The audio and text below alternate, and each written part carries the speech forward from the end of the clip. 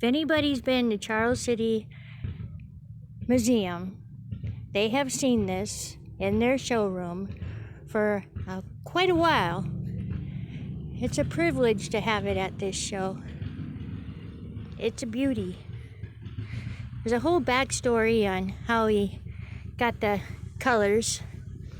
Just kind of fell into place, and someone told him to do it, and everything came together. So he's like, well, might as well do it. But I tell ya,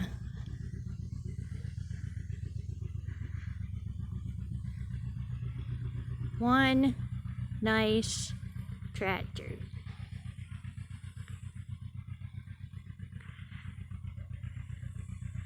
Thanks for bringing it out to Eldora, Wayne.